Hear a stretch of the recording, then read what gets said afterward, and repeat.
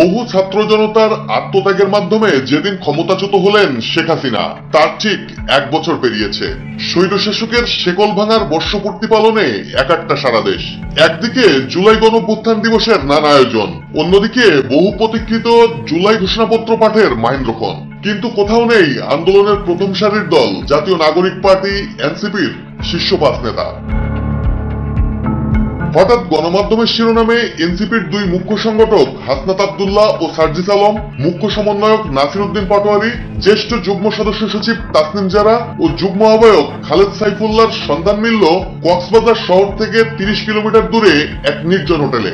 সাথে সাথে গণমাধ্যমে খবর এলো বাংলাদেশে নিযুক্ত বহুল আলোচিত সাবেক মার্কিন রাষ্ট্রদূত পিটার হাসের সাথে কক্সবাজারের ওই হোটেলে বৈঠকে বসেছেন এনসিপির 5 নেতা। মুহূর্তেই তা সোশ্যাল মিডিয়ায় ভাইরাল হলে বাধে বিপত্তি, তোলপাড় শুরু হয় রাজনৈতিক অঙ্গন সহ সারা দেশ জুড়ে।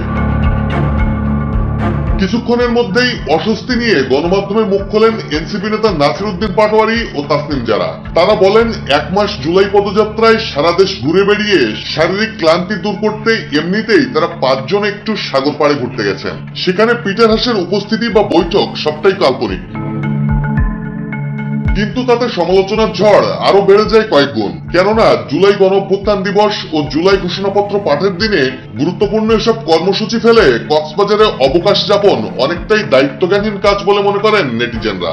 এরই মধ্যে কক্সবাজার বিমানবন্দরে এনসিপির এসব নেতাদের একটি সিসিটিভি ফুটেজ ভাইরাল হলে আরো সমালোচনায় পড়ে দলটি।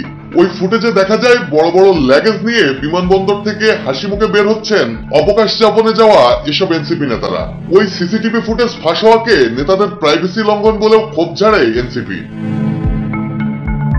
এবার এ নিয়ে জবাবদিহিতার মুখোমুখি হলেন এনসিপির কেন্দ্রীয় আহ্বায়ক কমিটির 5 নেতা হাসনাত, সার্জিস, নাসির উদ্দিন পাটোয়ারি, তাসনিম জারা ও খালেদ সাইফুল্লাহ। বুধবার তাদেরকে কারণ দর্শানোর নোটিশ দিয়েছে দলটি।